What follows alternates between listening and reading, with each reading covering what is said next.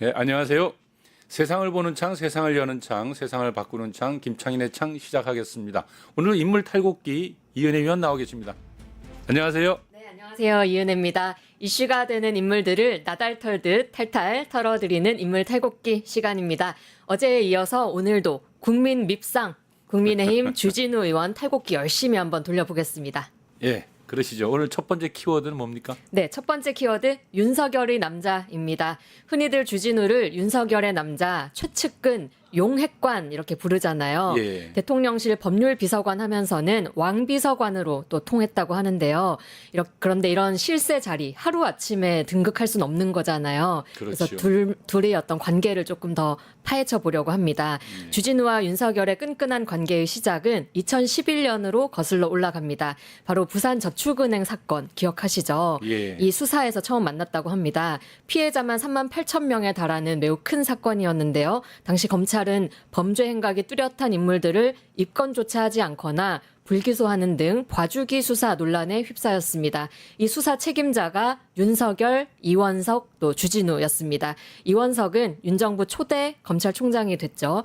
그리고 둘 사이에 브로맨스 일화도 있습니다. 이 수사할 때 윤석열이 대검 중수부 중수 이과장이었거든요. 이제 주진우를 과장실로 매번 불러서 같이 일을 하는데 일을 하고는 사무실 한 구석에서 이제 버너를 켜서 김치찌개를 그렇게 또 끓여줬다고 합니다. 주진우는 그때를 회상하면서 그때가 정말 좋았다, 너무 좋은 기억이었다 이렇게 회상하기도 했습니다. 한마디로 이제 감동의 장면이네요. 네. 마음이 통했다 뭐 이런 거겠네요. 네, 그 이후에 또 여러 윤석열에 대한 회상 인터뷰가 많았는데요. 좀 진심으로 윤석열을 존경하고 따랐던 것 같습니다. 윤석열 검찰총장이 추미애 장관에 의해서 징계받았을 때도 주진우가 검찰 출신 변호사로서 윤석열의 변호를 맡았습니다. 그리고 윤석열이 대선 출마했을 때도 당연히 함께 했죠. 윤석열 캠프에는 서초동팀이라는 일종의 비공개 캠프가 있었는데요.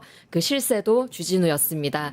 윤석열 뒤에는 시종일관, 김건희 리스크, 처가 리스크 따라 붙었잖아요. 네. 그래서 주진우 등 검사 출신들을 중심으로 네거티브 대응 법률팀을 만든 겁니다. 그리고 이 팀에서는 대응만 한 게 아니라 전공을 살려서 정치 공작도 앞장섰다는 의혹이 있습니다. 대선 때 정치 공작이라면 이재명 후보에 대한 거였나요? 네, 그렇습니다. 이재명 후보 장남 상습 도박에 대한 건데요. 당시에 열린공감TV 취재에 따르면 주진우 변호사가 이재명 후보 장남의 인터넷 사용 기록을 부정하게 취득을 해서 그 내용을 조선일보에 던져줬고 조선일보가 이걸 단독 보도하면서 공격의 미끼를 마련했다 이런 의심이 있습니다. 사법정의 바로 세우기 시민 행동이 이 건에 대해서 주진우와 조선일보 기자들을 고발하기도 했고요. 아무튼 이때부터 시작된 가족 이슈가 이번 선거에까지 활용된 거잖아요. 윤석열 입장에서는 참 일 잘하는 똘똘한 후배를 둔 거죠. 아무튼간에 이런 그 공을 세웠으니까 당선 후에도 아주 가까이 두었겠군요. 네, 그렇습니다. 윤석열의 남자. 네, 윤석열의 남자. 여기서 두 번째 키워드 나옵니다. 윤정부 인사참사 책임자입니다. 주진우 의원 윤석열 당선 직후에는 인수위의 인사검증팀장을 맡았거든요. 네. 정부 초기 뉴스 한번 되짚어 보시면 당시에 후보자들 관련한 논란, 의혹 정말 많이 나왔었거든요. 많았죠. 예. 예. 그때 이제 참여연대가 발표한 자료에 따르면 첫 인사청문회에 국무위원 후보자 19명이 올랐는데요. 이들 중에 이해충돌 논란은 18명, 본인이나 가족의 재산 논란은 14명, 자녀의 진학, 취업, 병역 등 가족 특혜 논란 13명, 그리고 거의 대부분인 18명이 이해충돌, 직무상 비위, 업무 추진비 등 공금 부정유용, 공직선거법, 정치자금법, 공직윤령 관련 법령 위반 이런 공직윤리 전반의 논란이 있었습니다. 한마디로 총체적 참사라 해도 과언이 아니었죠. 네, 그래서 결국 줄줄이 낙마를 낙마했죠. 했습니다. 예. 아빠 찬스 김인철, 혐오 발언 김성애 종교다문화 비서관, 또 자녀 문제로 정호영 복지부 장관, 또 복지부 장관 또 낙마했는데요. 이번엔 부동산 갭 투자 의혹으로 김승희 장관 후보자, 또 성희롱 발언 송홍렬 공정위원장 후보자 등등등 낙마 이유도 참 다종다양했습니다. 이런 역대급 인사 참사 원인으로 당연히 인사검증팀장이었던 주진우가 지목이 되었습니다. 당시 민주당 인사청문위원회 TF팀에서는 주진우 검증팀장 거론하면서 윤 당선인이 자신의 신복과 상담하면서 철저한 검증 없이 내각 명단 국민께 발표한 게 아니냐 이렇게 지적했었고요. 또 정부 내의 인수위 관계자 목소리도 나왔는데 이 검증팀이 베일에 쌓여 있어서 서로 소통이 되지 않고 정보도 공유받지 못하고 있다 이렇게 전하기도 했습니다. 그러니까 한마디로 윤석열의 최측근이라는 사람이 신복이 아무런 기준과 절차 없이 윤석열 입맛에 맞는 인물들만 등용했다 이런 말 아닙니까? 그렇죠. 아주 기본적인 것까지도 걸러내지 못했기 때문에 예. 이쯤 되면 내 사람을 쓰기 위해서 알고도 그냥 밀어붙인 거 아니냐 이런 논란이 당시 평가였습니다. 가령 그 정호영 복지부 장관의 경우에는 인수위 지명 이틀 전 밤에 본인이 연락을 받았고 하루 전에 인사검증 동의서를 제출했다고 말했거든요. 그러니까 장관 검증을 하루 만에 끝낸 게 됩니다. 이게 말이 안 되잖아요. 그렇죠. 네, 윤석열 정부 하에 뭐 민생, 경제, 외교, 안보 그 어느 하나도 제대로 굴러간 게 없는데 이런 인사 첫 단추부터 이 모양 이 꼴이었으니까 말 다 한 게 아니었나 싶습니다. 주진우 인사검증팀장 그 책임 비껴갈 수 없었지만 자신은 법률 비서관으로 영전됐습니다.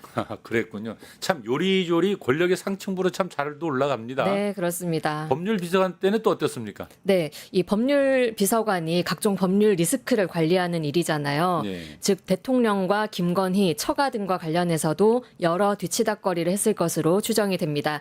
여기서 다음 키워드 최혜병 특검 대상 영순위입니다. 최혜병 특검. 네, 이 법률 비서관 시절 관련해서 여러 논란이 있는데 그중 특히 최혜병 사망 사건 당시에 통화 내역이거든요. 아시다시피 최혜병 사망 당시에 윤석열이 막 경로를 했고 예. 또 02800에 7070, 7070. 이 번호로 이종섭 국방장관한테 통화했던 게 문제가 됐었잖아요. 그랬죠. 수사 외압 의혹으로. 예. 근데 이 이종섭이랑 통화하기 10분 전쯤에 주진우와도 이 800에 7070이 통화를 했던 게 드러난 겁니다. 그리고 여기에 그 당시에 핵심 피의자였던 유재은 국방부 법무관리관이 법률비서관실 행정관과도 통화한 내역도 드러나기도 했고요. 그 7070 번호가 누군지 아직 안 밝혀지고 있죠. 네. 다들 뭐 대통령실 경호처 번호다라고만 네, 하는데 얘기하고 있는데. 김건희가 아니었을까, 뭐 누구였을까, V인지 뭐 얘기가 V제로인지 있었죠. 아직 모른다는 그렇죠. 거죠. 예. 그래서 주진우 의원이 최혜병 특검법이 그렇게 반대를 많이 했다. 이게 이제 합리적 의심이 드는 거죠. 그렇죠. 충분히 그렇게 예측이 되죠. 가장 앞장서서 목소리 높였었는데요. 네. 작년 7월 경우에는 최상병 특검법 반대 필리버스터까지 참여를 해서 여러 긴 연설을 했는데 이 당시에 이거를 그 최상병 사망 사건을 군 장비 파손에 비유를 해서 또 논란이 되기도 했습니다. 당시 발언 내용 좀 보면요. 만약에 이게 사망사고가 아니라 여러 명, 예를 들어서 군장비를 실수로 파손한 사건이 일어났다고 가정해보자. 일주일 만에 조사한 다음에 뭐 한 8명을 너네 집에 다 압류해놓고 일단 소송을 진행해야 되겠어. 이렇게 말하면 당하는 군 입장에서는 그 결과 승복하기 어렵지 않냐. 뭐 이런 말을 했습니다. 아니 어떻게 이런 사람이 다 있어요. 그래 20대 창창한 젊은 청년이 죽었는데 그것도 무리한 지시로 죽었는데 이걸 장비 파손하고 비유하고 있는 거 아닙니까? 네, 그래서 그때 욕 많이 먹으셨습니다. 예. 야권에서도 장비는 새로 사면 되지만 아들은 어떻게 되찾냐 이렇게 그러니까요. 강하게 반발을 했고요. 듣다 보니까 화가 살살 올라옵니다. 네, 또 올라오네 네. 진짜. 예. 이후에 국정조사 합의가 되긴 했는데 예. 또 주진우 의원이 여기에 국조위원으로 이름을 올렸습니다. 사건 당시 대통령실의 법률 대응 총괄했던 사람이니까 따지자면 사건과 직접적인 이해관계가 있고 또 아까 봤듯이 전화까지 받은 사실이 있으니까 국조위원 자격 부적절하다 이런 논란이 거세게 일었고요. 뭐 사실 국조위원을 할 사람이 아니라 증인석에 앉아야 되는 거 아니냐. 그렇죠. 자진 사퇴해라 이런 요구가 높았습니다. 하지만 주진우 의원 누굽니까? 또 안면 몰수하고 내가 그렇게 두렵습니까? 이런 엄청난 자의식을 자랑하면서 사퇴 요구 묵살했습니다. 이 국조위원 명단 제출된 게 작년 12월 2일이었거든요. 그래서 바로 그 다음 날 계엄이 터지면서 국정조사는 진행되지는 않았습니다. 그러니까 이 주진우 의원을 잘 보다 보면 이 윤석열의 남자이기도 하지만 또 이제 김건희와의 관계도 좀 이 보통 일은 아닐 것 같아요. 네. 그래서 최혜병뿐만 아니라 이 법률 비서관으로 일하면서 윤석열 부부의 온갖 일들을 가까이서 챙겼지 않았을까 이런 좀 의심이 든단 말이죠. 그렇죠. 그래서 제가 볼 때는 좀 특검이 김건희 특검을 하니까 이 특검 과정에서 주진우 의원의 문제도 훨씬 더 많이 불거지지 않을까 기대해 보는데요. 네. 그렇겠죠. 아무래도 그렇죠. 김건희 특검도 그렇고 최혜병 특검에서도 최혜병 특검에서 또 이름이 네, 나오고 네. 그러면은 다음 키워드로 넘어가면서 주진우 의원을 좀 더 한번 털어보죠. 네, 아직도 탈탈 털 게 많습니다. 다음 키워드는 70억 자산가입니다. 요즘 가장 핫한 주제죠. 네. 주진우 의원 신고 재산이 2025년 기준 70억 원이 넘습니다. 본인과 배우자의 부동산만 40억을 넘고요. 가족 전체를 합친 예금과 주식 등은 32억, 채무는 2억 원 수준입니다. 아들은 2005년생인데 약 7억 8천만 원의 예금을 보유하고 있고요. 2005년생이면 지금 이제 막 이제 20살 20살? 넘었다고 네. 봐야겠네요. 예. 이 돈이 어디서 났냐 네. 하니 할아버지인 주대경 씨에게서 증여를 받은 거다 이렇게 말했습니다. 예. 주진우 의원 경력을 보면 검사만 17년, 변호사 꼴랑 딱 2년 반, 법률비서관 1년 반 이 정도인데요. 네. 공직에서 받은 월급만으로 70억 불을 쌓았다는 게 상식적으로 이해가 안 되잖아요. 그러니까 70억도 쌓고 또 거기다 20살 된 아들 통장에 또 7억도 쌓고 이게 도대체 우리 일반 사람들이 볼 때는 상식적이지가 않죠. 그렇죠. 네. 그래서 국회의원 아빠 없는 사람 서러워서 살겠냐 이런 그러니까요. 말까지 나온 예. 거죠. 특히 이 증여세, 아들에 대한 증여세 부분도 문제가 되는데요. 증여세는 증여받은 사람이 직접 납부해야 되잖아요. 그렇죠. 예, 주의원의 아들이 할아버지한테 7억 4천만 원을 받았다고 하는데 그러면 증여세만 2억 원을 정도를 내야 됐습니다. 네. 이거를 주진우 의원이 대신 내준 게 아니냐 이런 의혹이 있고요. 만약에 대신 내줬으면 아들은 또 증여세의 증여세를 또 내야 되거든요. 그렇죠. 이 문제 제대로 냈는지 검증이 필요합니다. 그래서 시민사회가 공수처에 고발을 했고요. 그저께 수사 2부에 배당됐다고 합니다. 이건 이제 세무신고 자료만 공개해서 보면 되는 일 같은데요. 네네. 그나저나 남의 눈에 티는 잘 보면서 자기 눈에 들보는 보지 못한다 이 말이 참 떠오릅니다. 사실 정말 주진우 의원은 김민석 후보자에게 아들 통장 재산 문제를 얼마나 들들 볶았습니까? 참 기가 막힐 노릇인데요. 그래서 아무튼 이 주진우 의원의 얘기가 나온 김에 70억 재산 형성 과정은 좀 더 구체적으로 살펴봐야 될 것 같은데. 그렇습니다. 가장 범죄 냄새가 살살 나는 것 같아요. 느낌이. 네, 꼬릿합니다. 네. 여기에서 이제 아버지 주대경 씨가 등장하게 되는 건데요. 네. 다음 키워드 울산 유흥가 재벌 가족입니다. 그렇죠. 네, 이 주대경 씨는 전두환 노태우 정권 시절 고위 검찰 간부였습니다. 그런데 부동산 투자 운용에도 좀 소질이 있으셨던 것 같아요. 뉴탐사 취재에 따르면 주대경 씨가 검사로 일할 때부터 울산의 달동, 삼산동 등지에 부동산과 건물을 사들였다고 합니다. 그런데 살펴보면 매매 계약 시기랑 등기 시기가 일치하지 않아 가지고요. 이거 재산 신고 누락하려고 했던 거 아닌가 이런 의혹도 좀 받고 있습니다. 그리고 주대경 씨는 가족 명의를 활용해서 부동산 소유권을 분산시켰는데요. 달동 땅은 아들 주진우 명의로, 또 그 근처 땅은 부인 명의로, 건물은 부인과 딸 명의로 소유권을 취득했습니다. 주진우 의원의 70억 재산 중에 상당 부분이 이 증여받은 부동산을 통해서 마련된 걸로 보입니다. 그리고 주목받고 있는 게 이 부동산들이 예외 없이 룸살롱, 나이트클럽 등 유흥업소로 운영돼 왔다는 거거든요. 예.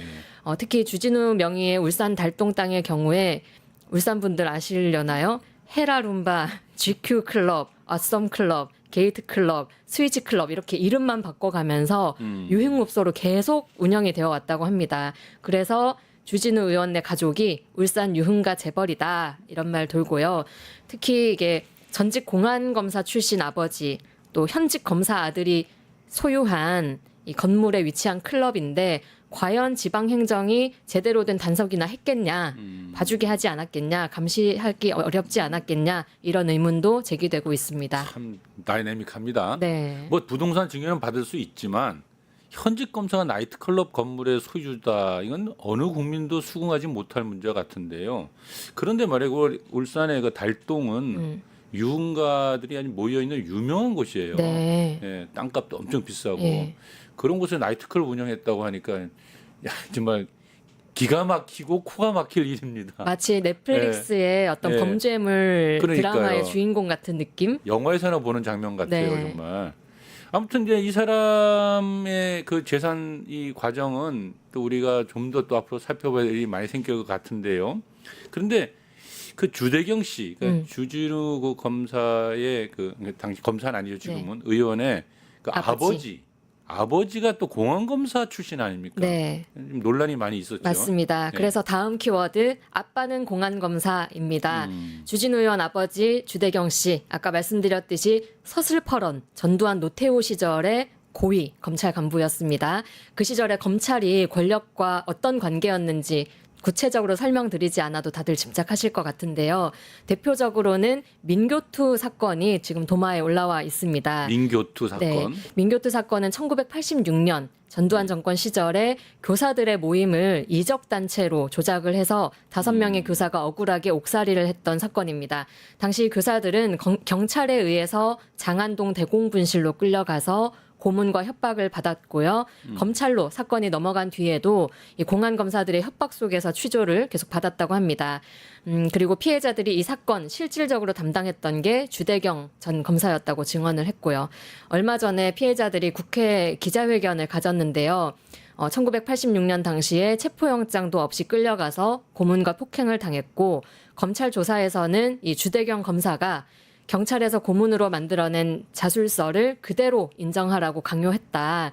또 재판할 때 허튼 소리 하지 마라. 예를 들어 뭐 고문 받았다는 둥 이런 얘기하면 형량이 더 높아질 거다. 이런 협박을 했다고도 덧붙였습니다. 민교투라고 하면은 정식 풀네임이 네. 민족민주교육쟁취투쟁위원회 간첩 조작 사건이죠. 네네. 예, 그 당시에 아무튼 공안 조작 사건이 정말 많았는데 많았죠. 아마도 민교투 외에도 가담한 사건이 좀 많았을 것 같은데요. 네, 주대경 더 씨는. 찾아봐야 되겠지만 일단 1989년 그 평화통일운동으로 평양에 방북했던 문익환 목사에 예, 대해서도 문익환 목사님. 무기징역 구형한 게 서울지검 공안부 주대경 검사였다는 말도 있습니다. 서슬퍼런 군사정권의 칼날이 돼서 많은 희생자들 만들어내지 않았을까 예상됩니다. 아, 악명이 높군요. 그러고 보면 오늘날의 그 주진우가 승승장구하면서 국회의원이 되고 또 막대한 부를 쌓는 데에는 그 검찰 고위 간부였던 아버지 뒷배가 있었다는 건데 주 의원도 그 전철을 고스란히 밟아서 역사의 발전과는 전혀 그 반대의 길을 걷고 있다라는 그 현실이 참 안타깝습니다. 네, 참 화가 나기도 하고 씁쓸하기도 한데 친일파 자손들이 승승장구하면서 빨갱이 때려잡는 거랑 뭐가 다른가 싶죠. 네.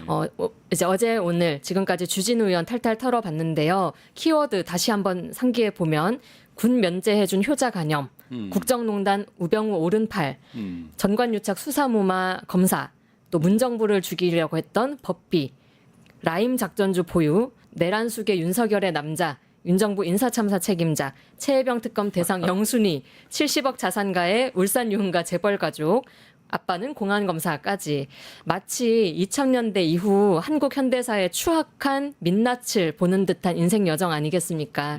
그를 둘러싼 의혹 명명백백히 밝혀지기를 기대해 보겠습니다. 예, 알겠습니다. 이은희 의원님 수고하셨습니다. 네, 감사합니다. 잠시 전하는 말씀 듣고 바로 이혜영 교수님과 대담 시작하겠습니다. 지금 대통령께서 입장하고 계십니다.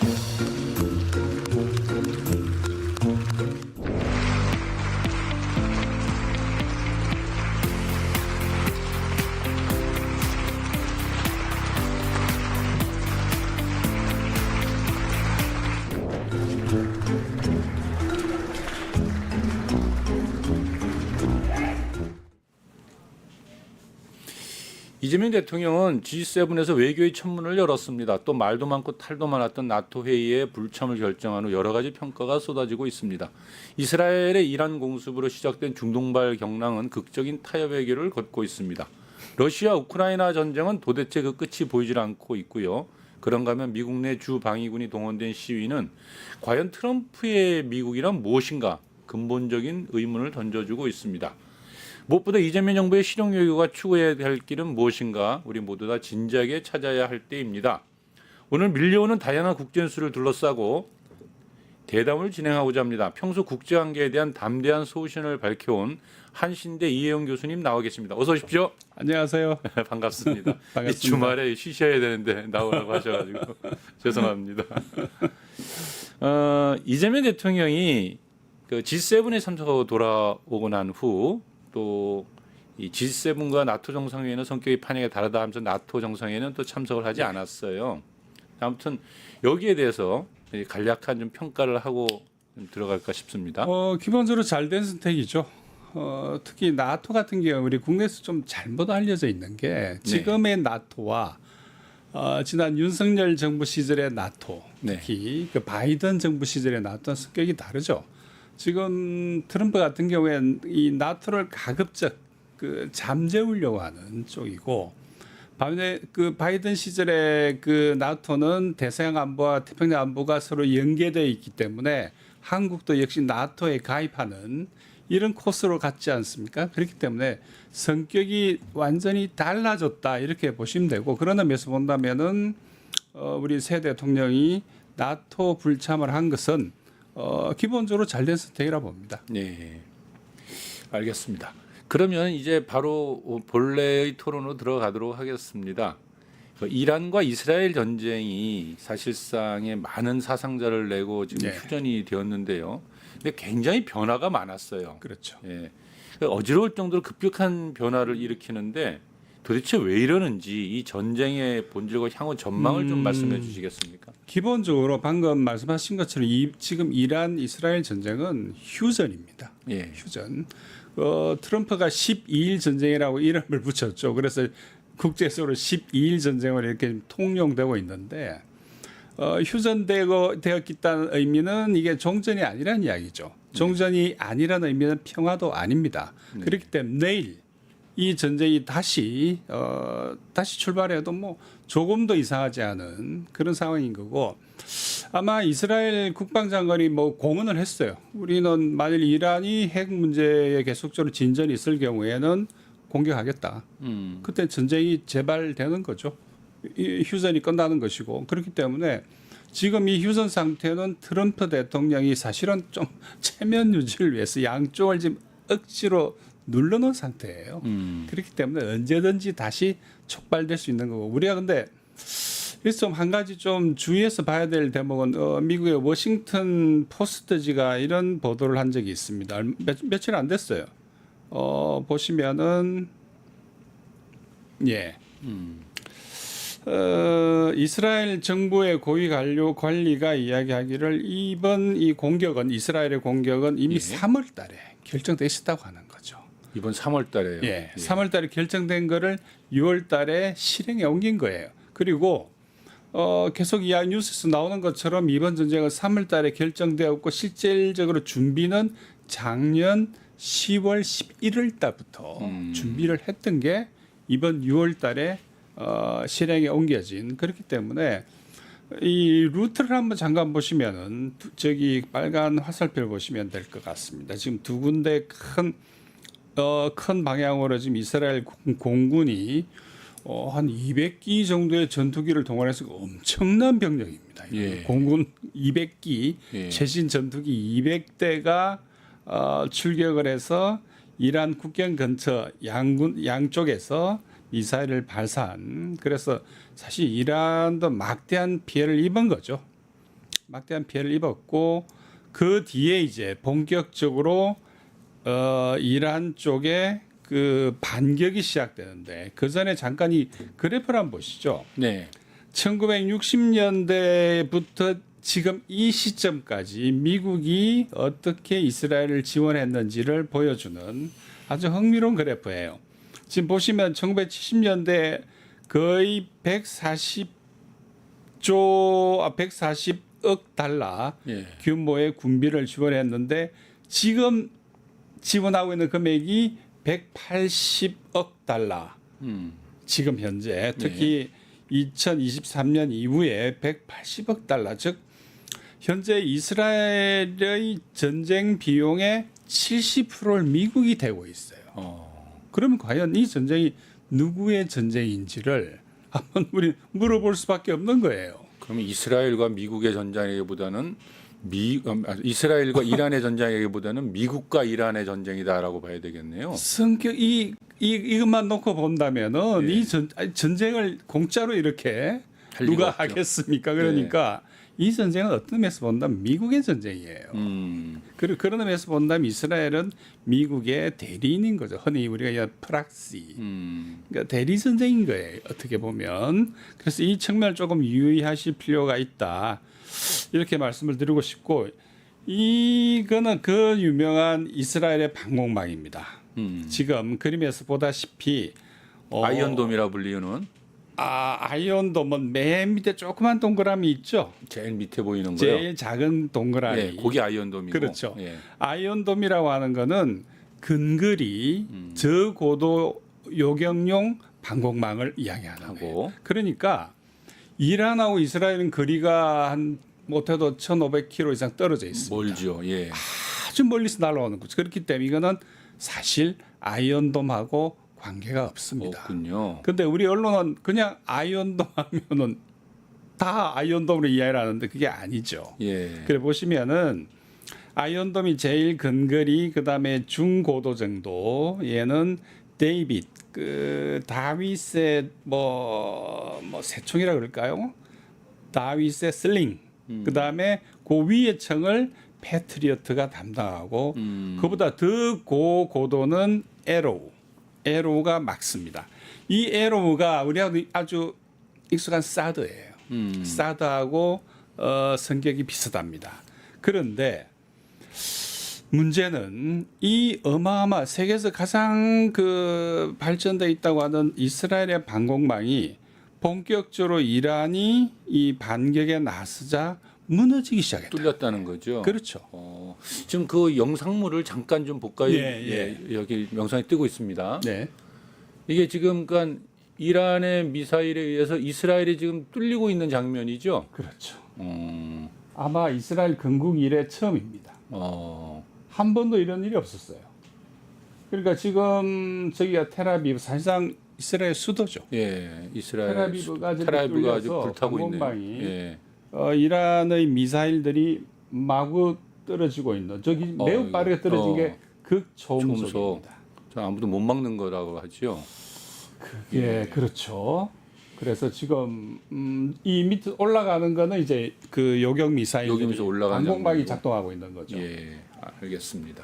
그렇게 보시면은 예. 지금 정확한 숫자는 아무도 알 수 없습니다만 이란 쪽에서 한 못해도 미사일 400기 이상, 그다음에 드론은 약 1,000기 정도를 띄웠다 그러거든요. 저 굉장히 무섭겠습니다. 저렇게 막 수도에 떨어지면. 그렇죠, 엄청나죠. 예. 더더군다나 지금 아까 보신 그 방공망이 예. 맨 위를 이제 그 이스라엘 에로, 그다음 미국의 사드가 예. 담당을 하는데 못 막네요. 나중에는 예. 에로 미사일이 그 요격 미사일이죠. 예. 이게 소진되어서 총알이 없어지는 어떻게 보면 굉장히 위급한 상황이죠. 그렇겠네요. 예. 이런 상황까지 이스라엘의 방공망이 무너질 거라고 하는 건 아무도 예상하지 못한, 그리고 세계 최강의 방공망이라는 게 드디어 이란의 이걸 이제 군사용어로 포화 공격이라 그럽니다. 이 무슨 말이냐면 이 요격 미사일이 아무리 발전해도 예를 들어 그 막을 수 있는 요격 미사일의 배, 2배, 3배, 4배 쏴버리면 예. 어떤 방어망도 지상에 있는 어떤 방어망도 막을 수가 없어요. 그러면 우리 한국 언론들이 지금 이란은 완전히 깨지고 예. 이스라엘은 건재해서 이란이 거의 항복하다시피 휴전했다라고 보는 거는 이거 굉장히 좀 잘못 완전히 논리겠네요. 이 판단을 잘못하고 있는 거죠. 양쪽 다 예. 피해가 굉장히 큽니다. 컸다. 예를 들어서 지금 이스라엘 방공망이 무너질 매우 위급한 상황에 예. 몰렸다 말씀을 드렸는데 마찬가지로 이란의 방공망도 무너졌어요. 아, 양쪽 다 무너져 버렸네. 예. 예. 그러니까 특히 이 이스라엘은 그 공군력이 이란보다 압도적 우위예요. 그렇죠. 하지만 이란 쪽의 저 미사일 드론의 포화 공격에 마찬가지 이스라엘의 방공망도 무너지고 텔아비브가 사상 최초로 네. 거의 치명적인 타격을 입는 더더구나 텔아비브 위에 보면 하이파라고 하는 그 항구 도시가 있지 않습니까? 네. 거기가 그 이스라엘의 에너지 허브예요. 거기가 작동이 멈추는 그런 상황까지 몰렸던 거죠. 그렇기 때문에 이번 전쟁을 놓고 국내 일각에서 자꾸 한쪽이 일방적으로 이긴 것처럼 이야기하는 건 아닙니다. 그 혹시 지금 이란이 공격받은 내용을 좀 볼 수 있을까요? 지금 이게 포드로 관련된 여기 보시면은 네. 어마어마하게 지금 붉은 표시로 나와 있는 곳이 예. 그 이스라엘의 폭격에 의해서 타격을 입은 이란의 도시들, 마을들, 시설물들입니다. 그렇군요. 저 빨간 색깔이 공격받은 곳인가요? 그렇죠. 아, 엄청난 규모로 많이 타격을 받았네요. 입은 거죠. 예. 그리고 물론 수도 테헤란도 마찬가지고. 그런데 흥미로운 거는 지금 그 이스라엘 공군의 공격들이 현재 표시된 이 지역에 몰려 있지 않습니까? 예. 이란은 땅덩어리가 이스라엘보다 대략 보니까 한 80배 가량 돼요. 80배. 예. 어마어마하게 크고 인구는 10배 이상이지 않습니까? 예. 그리고 특히 그 제조업 기반이 있는 나라예요. 예. 이란 같은 경우엔. 그런데 저기 아래쪽과 그다음에 이란의 저 오른쪽은 사실은 건재해요. 그리고 반격도 주로 이쪽 지역에서 이스라엘의 반격이 시작되는 네. 그렇기 때문에 양쪽 다 상당한 피해를 입었지만 누가 더 빨리 회복하냐. 근데 말씀드린 것처럼 이란 같은 경우에 땅덩어리가 훨씬 넓고 인구도 훨씬 많다는 거죠. 예. 그런 면에서 본다면 이른바 리질리언스, 즉 회복력에 예. 있어가지고 이스라엘이 일장의 코너에 몰리는 그런 상황까지 전개돼 왔던 거죠. 그렇다면 말이죠. 지금 사실상의 이 본질이 전쟁의 본질에 대해서 네. 우리가 좀 보고 이제 넘어가야 될 것 같은데, 그러니까 이란이 핵을 개발하기 때문에 결국 그걸 막아야 된다라고 하는 것이 전쟁의 본질처럼 알려져 있지 않습니까? 그렇죠. 그런데 지금 미국과 이 이란의 전쟁이다라고 네. 본다면 이것은 미국이 이란을 제거하고 싶어하는 거 아니냐?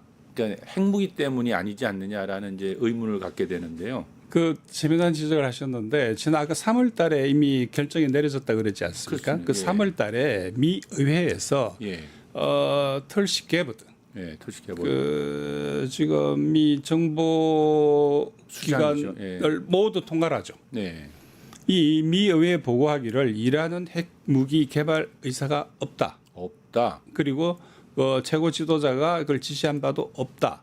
만일 핵 무기 개발을 시작한다면 3년이 걸릴 거라고 이야기합니다. 3년. 예, 그러니까 3월 달 시점에서 이미 그 시점에 이스라엘은 공격을 결정했다는 거죠. 즉 미국이 볼 때 이란이 핵무기를 개발할 의사가 없는 걸로 정식 보고하고 있는 그 시점에 이스라엘은 공격 결정을 내리고 있다는 거죠. 그럼 핵무기에 대한 이야기는 이제 핑계라고 볼 수 있겠군요. 일단은 이 우리가 한번 자료를 한번 보시면은 이 흥미로운 자료죠. 이게 1984년 이스라엘 언론이 보도한 내용입니다. 그게 보면은 이란의 핵무기 그 개발이 마지막 최종 단계에 도달했다. 이렇게 1984년에 이 보도가 나오고 있거든요. 예, 근데 여기는 30년이 지났다 하지만 실은 40년이 지난 거죠. 그러니까요. 그러니까 40년 동안 곧 한 달 내, 두 달 내, 혹은 뭐 몇 주 내에 예. 이란은 핵무기를 손에 얻을 거라고 하는 이야기들을 40년 동안 해온 거죠. 인디안 기우지하고 비슷하다 보겠네요, 정말로. 40년 예. 동안. 그리고 올 3월 달에 그 털시 게브드 국장이 이란은 핵무기를 취득할 의사가 없다고 정식 보고를 하는 거기까지 왔는데도 41년째입니다. 그럼 그런데도 공격을 했고 또 미국은 좀 약간 이상한 요번에 느낌을 받는 게 5월달에 트럼프가 예. 사실 리야드 연설을 통해서 이제 중동은 중동대로 가야 된다. 우리는 뭐 이스라엘 패싱 시키면서 뭐 이란하고 평화롭게 지내고 싶다 이런 얘기를 5월에 했지 않습니까?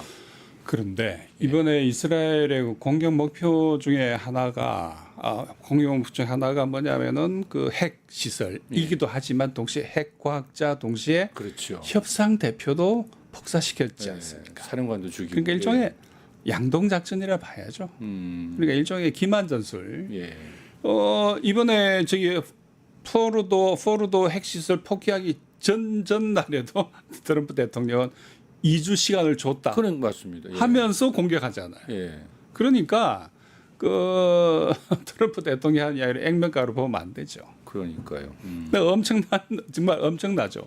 아니 협상 대표를 제거하고 예. 또 지금 또 협상하자고 그러지 않습니까? 이 시간 현재. 그럼 앞으로 누가 그 미국과 협상에서 믿고 대화에 나서겠어요? 그러니까요. 그러니까 아니 옛날 우리가 그 세계사를 보면은 적의 사신은 예. 건들지가 않죠. 건들지 건들지 않죠. 않아야죠. 돌려보내죠. 예. 근데 이거는 닥치는 대로 이런 식으로 한다면은 도대체 누가 신뢰하면서 상대를 신뢰를 해야지 협상이 되는 건데 그러니까요. 누가 또 협상 시작도 안 하려고 하는 게 지금 이란 같은 경우에는 우리가 협상을 왜 하냐. 그런데도 미국 쪽에서 계속적으로 우리 협상하기로 했다.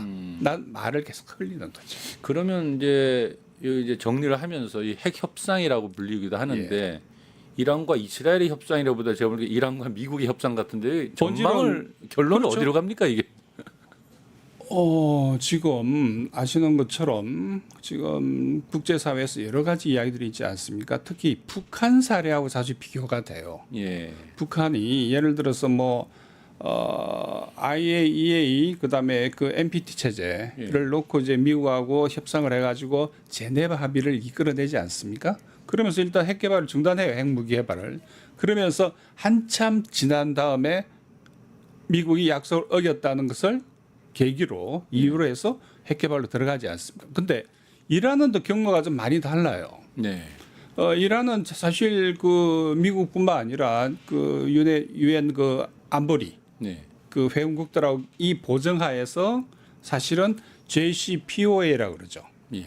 그 핵 합의에 도출했고 이란은 핵 합의를 준수했다고 보는 거죠. 예. 국제사회도. 예. 그런데 일방적으로 트럼프가 그 조약에서 탈퇴해 버리지 않습니까? 탈퇴.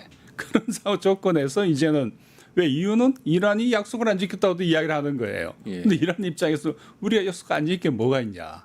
그래서 그 이야기가 지금까지 계속되고 있는 겁니다. 그래서 앞으로 그러면은 국제사회가 특별히 주목하는 이유가 만일 이란이 핵무기를 획득하면 네. 그 다음은 터키입니다. 튀르키예. 네. 그러려면 전 세계 NPT 핵 확산 이 시스템 자체가 붕괴돼 버려요.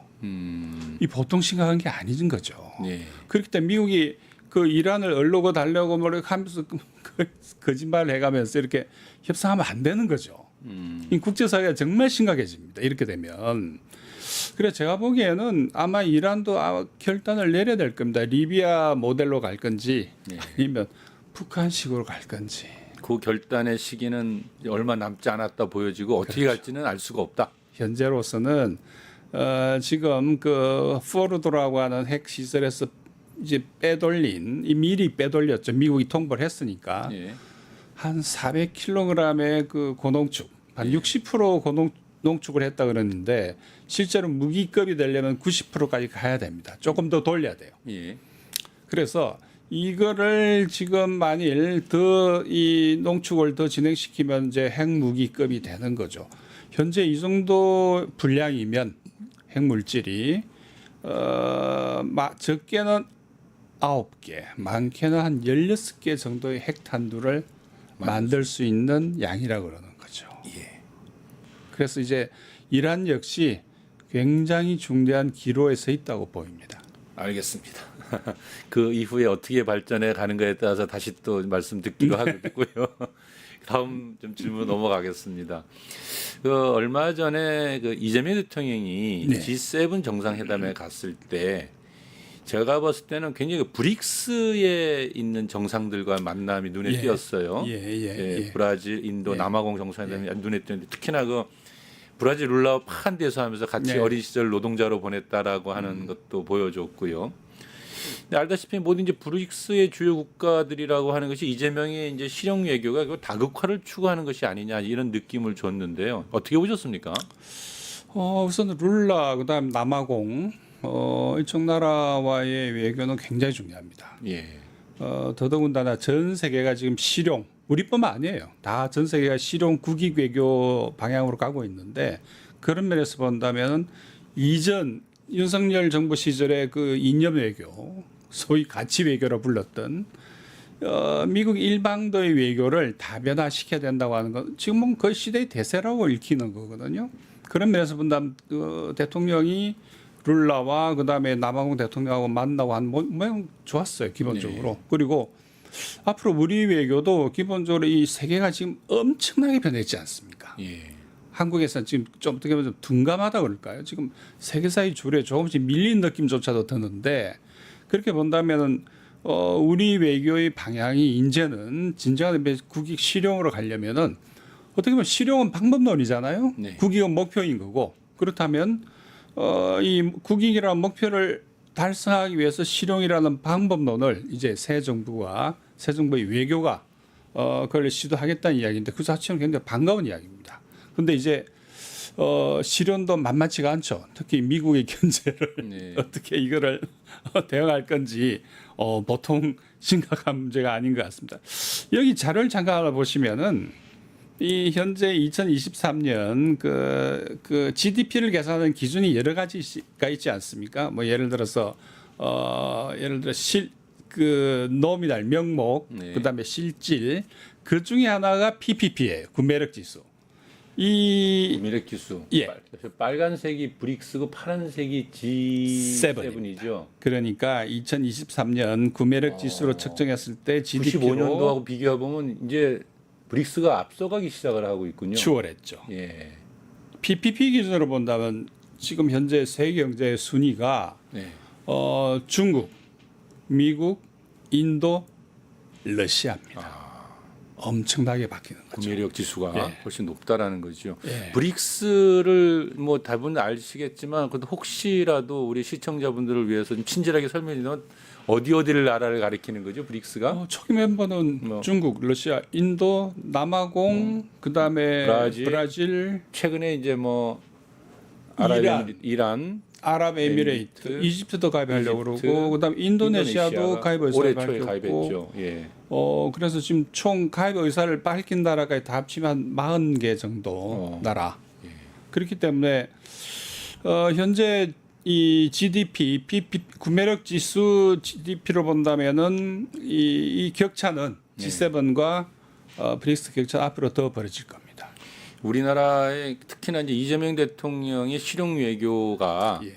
그러니까 한미일이나 또는 G7에만 이제 집중되어 있는 것이 예. 아니고 그야말로 이 브릭스와의 관계를 회복하고 넓혀 나가는데 애를 써야 그렇죠. 된다 이런 것이죠. 그리고 예. 브릭스와 이른바 글로벌 사우스. 글로벌 사우스. 의 성장이 속도가 굉장히 지금 속도가 붙고 있는데 어마어마한 시장이죠. 그렇죠. 그렇게 본다면은 인구로 보면 엄청나잖아요. 이쪽이 훨씬 더 많죠. 훨씬 많죠. 이미. 중국, 인도만 해도 30억 정도 그러니까. 되고 인도네시아도 엄청 많고. 인도네시아도 엄청나게 큰 나라 아닙니까? 예. 그렇기 때문에 인도네시아 같은 경우 최근에 아주 재미난 게 같이 이번에 G7에 초대를 받았죠. 예. 인도네시아. 그런데 그 참석을 거부하고 예. 그 시간에 러시아로 갑니다. 아. 러시아하고 이번에 새롭게 그 파트너 조약을 체결해요. 그러니까 흥미로운 정말, 거죠. 예, 그리고 예. 이와 더불어 한 가지 좀 말씀드리는 특이할 거는 최근에 우리 동남아시아의 아세안 국가들에서 미국보다는 중국 쪽으로 많이 기울고 있어요. 서서히. 그렇기 때문에 이런 이 세계의 변화에 대해서 우리가 좀 더 예민해져야 됩니다. 알겠습니다. 지금 같은 경우에 너무 이 치우쳐 있군요. 예. 예. 한쪽만 바라보고 있는 거죠. 네. 한쪽만. 그러니까 윤석열 정부 시절에 끊임없이 만들어놨던 그 가치 외교라는 이름 아래 그렇죠. 치우쳐 있는 거를 그러니까 그 관성대로 지금 계속 가려고 하고 있는 건데 세계는 이만 그보다 훨씬 더 빨리 변하고 있어요. 좀 포괄적으로 넓게 만들어내야겠네요. 그렇죠. 예, 그게 이제 이재명 정부의 또 역할이기도 하겠고요. 네. 가장 중요한 과제 중에 하나가 되지 않을까 경제와 더불어 예. 지금 이 세계의 어떤 정치 경제적 변화에 걸맞게 네. 우리 외교의 방향을 어떻게 잡을지 아마 가장 중요한 과제 중에 하나가 될 겁니다. 알겠습니다.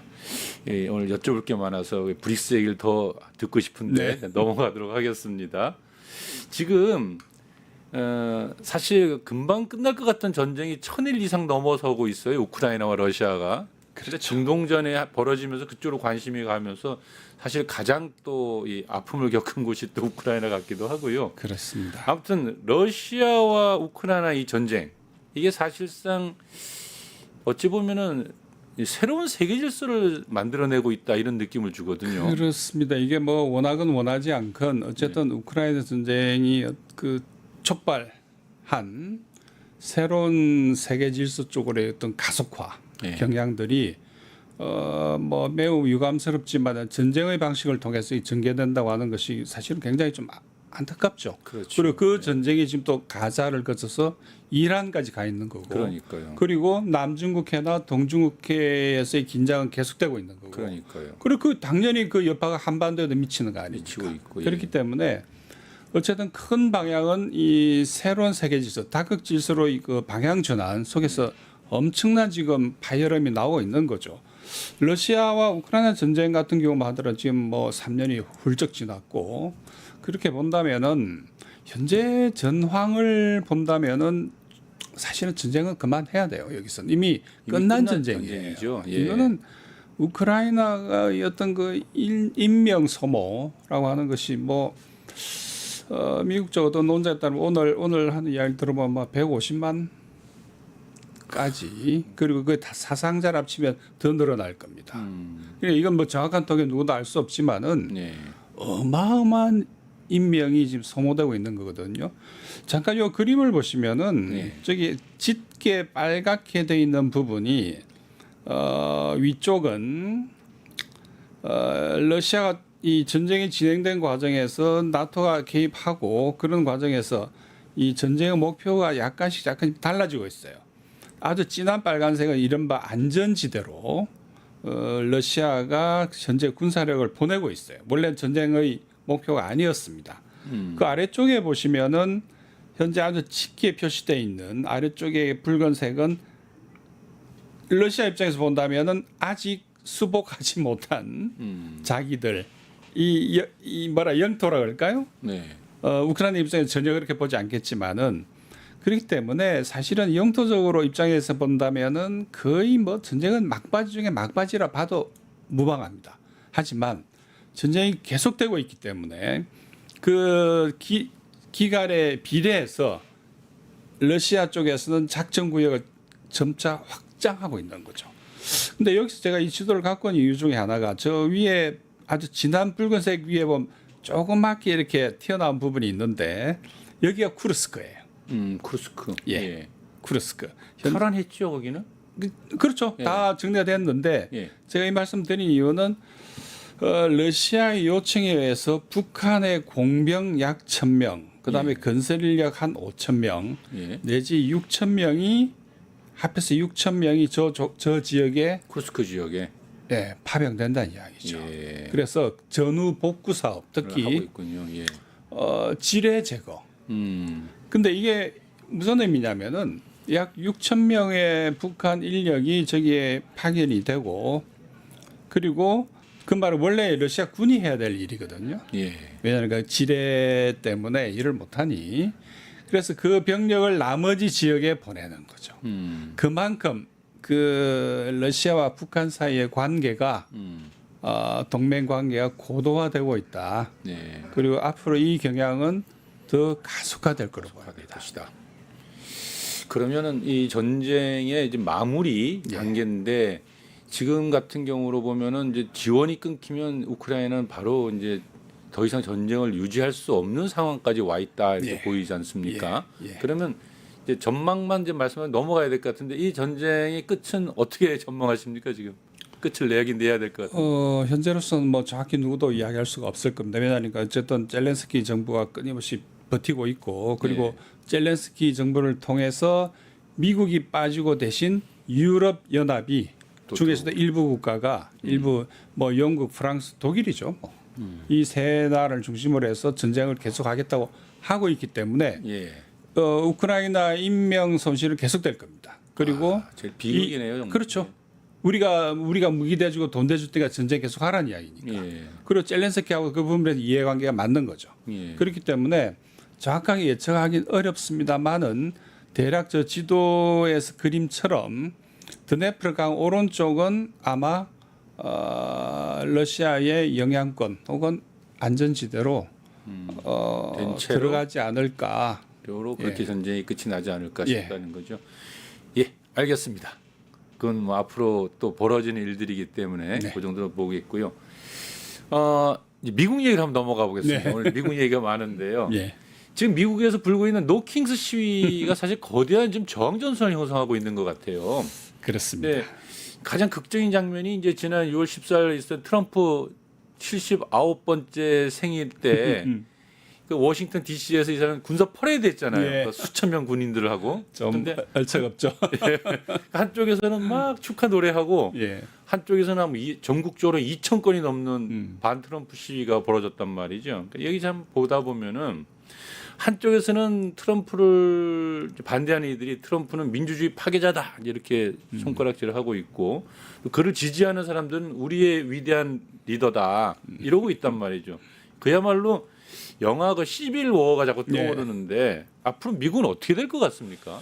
우리 민주주의를 좀 수출을 해야 될 상황이 올 것 같아요. 우리가 가르쳐야 되는 나라가 돼가고 있군요. 그렇습니다. 이게 뭐 우리가 이번에 그 쿠데타 네, 막았죠. 를 극복하는 과정에서 보여준 그 높은 수준의 민주주의에 대한 열망 그리고 우리 시민들의 그 성숙 그다음에 회복력 네. 이 모든 것이 그야말로 하나의 모범 사례죠. 그렇게 본다면은 미국의 민주주의가 끊임없이 진동하고 흔들리고 있는 모습은 지켜보기에도 좀 안타까운. 그래서 여기 제가 그 전단지를 들고 왔는데 네, 한번 볼까요?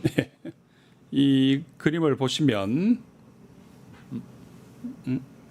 네, 나왔네요. 예. 노킹스. 노킹스 2.0. 네.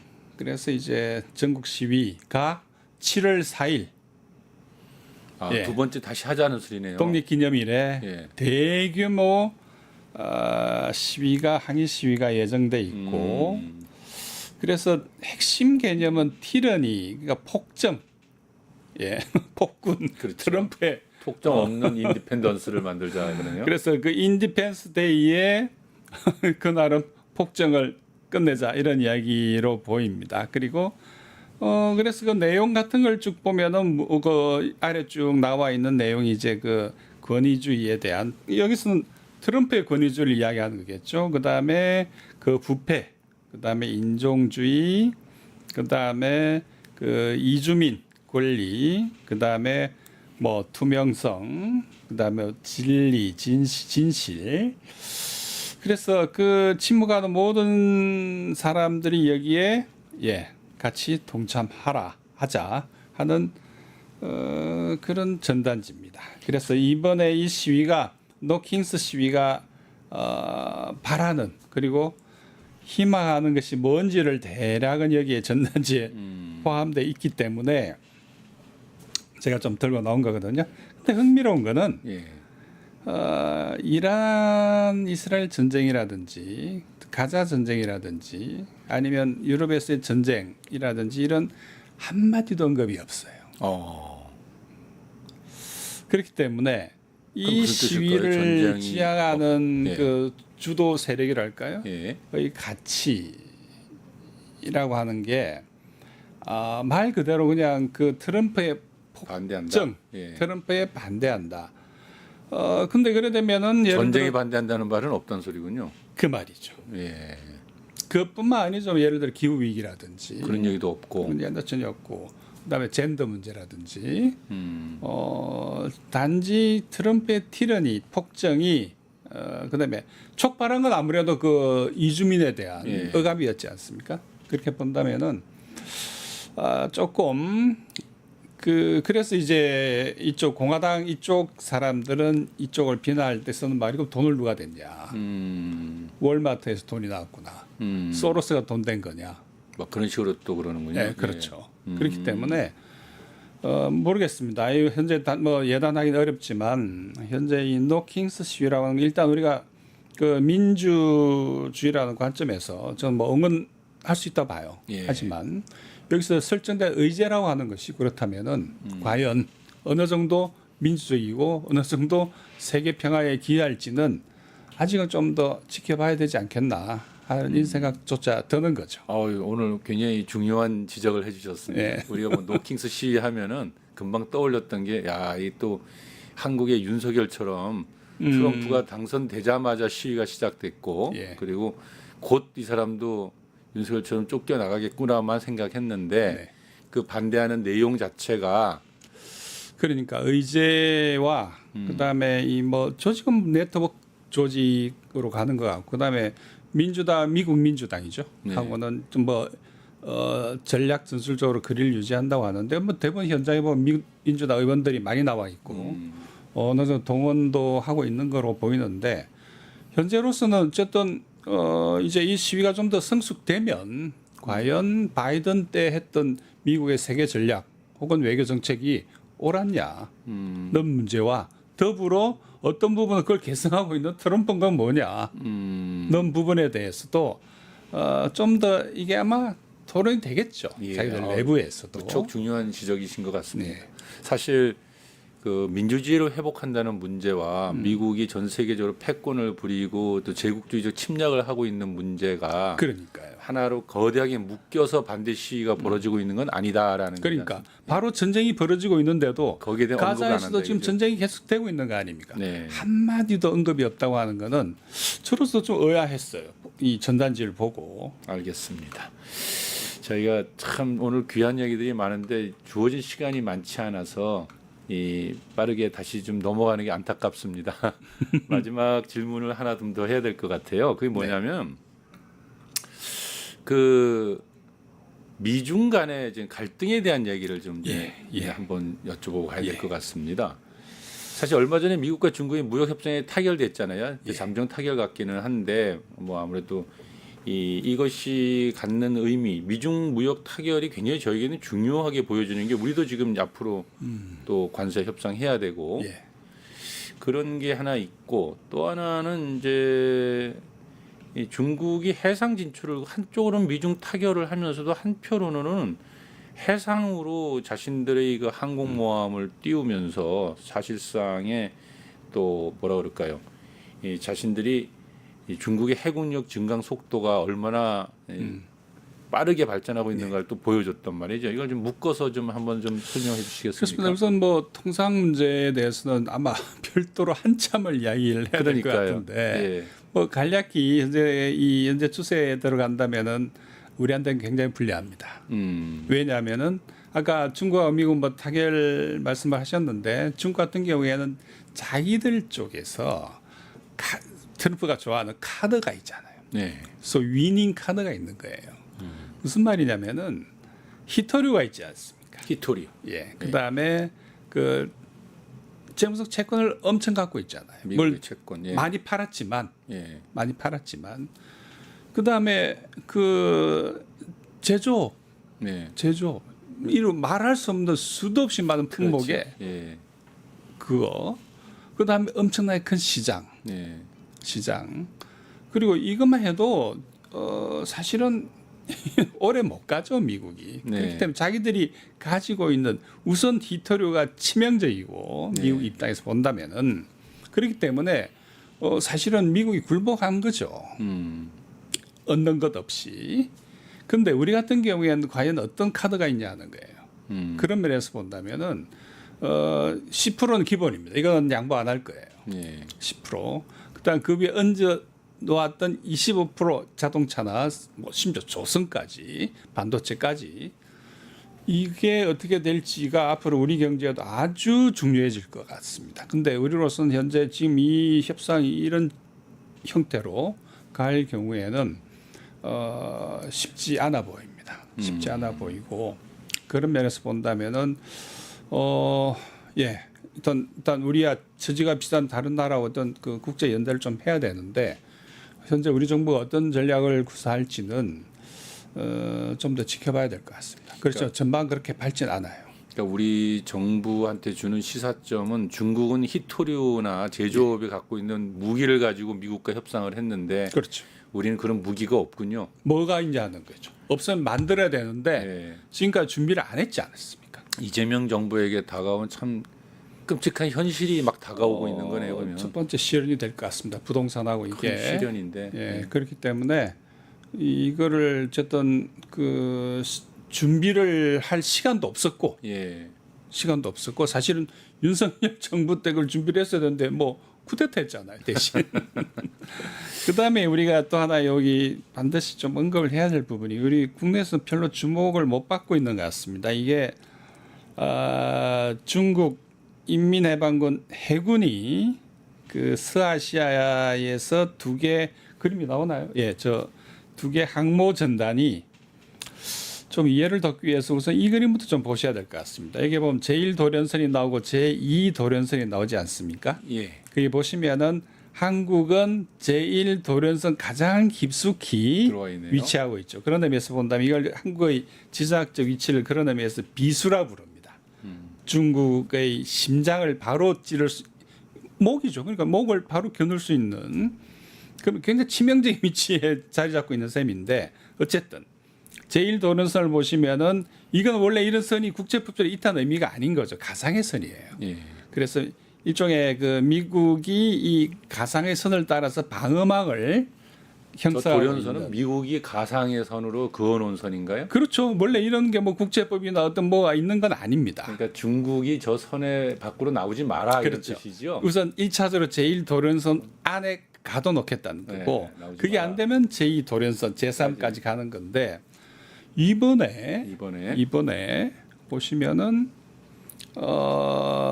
이 중국 해군 2개 항모 전단입니다. 그냥 네. 한 대가 간 게 아니고 전단 2개 전단이 괌 근처까지 제2도련선을 돌파한 건가요? 그렇죠. 넘어가 버린 거죠. 그런데 미국은 몰랐다는 거 아닙니까? 예. 몰랐기 때문에 부랴부랴 중고 항공모함을 보내니만이 이런 야단 법석이 있었는데 이걸 우리는 제법 주목을 못하고 넘어간 거죠. 그렇기 때문에 이 말은 한마디로 요약을 드리자면 서태평양에서의 중국과 미국 사이의 힘의 균형이 바뀌고 있다는 거예요. 뒤집어지고 있다. 네. 그게 포인트입니다. 예. 그리고 여기에 대해서 그러면 미국이 이제 다시 뭔가를 해야 될 거 아닙니까? 그 과정에서 이제 중국 주정론, 트럼프 정부의 외교정책 핵심이 중국 주정론인데 이 주정론이 어떻게 적용될지 그런 면에서 본다면 우리 외교도 더 숨가빠지게 된 거죠. 예. 이 중국 이야기를 가지고 또 한번 모시도록 하겠습니다. 오늘 예. 시간이 없어서 너무 좋은 얘기들이 많은데 아무튼 분명한 것은 예. 미국과 중국과에 있어서 무역 갈등의 문제도 결국은 미국이 두 손을 든 셈이고 예. 또 군사적으로도 중국이 강력해진 자신들의 해군력을 보여준 사건이 최근에 벌어지고 있다. 그렇습니다. 네, 이것은 세계의 패권 질서, 국제 질서가 어떻게 변하고 있는가를 보여주는 그렇죠. 일이고 급격히 바뀌고 있는 거죠. 네, 여기에 우리 정부가 어떻게 대응할 것인가는 아주 우리에게 중요한 과제를 던져주고 있다 할 수 있겠습니다. 네. 예. 오늘 이재명 정부가 탄생하고 새롭게 외교관계를 짜야 합니다. 그러나 대한민국을 둘러싼 국제 정세는 정말 심각하게 짝이 없습니다. 숨 돌릴 틈도 없이 맞서 싸워가야 할 파도가 밀려오고 있는 듯 합니다.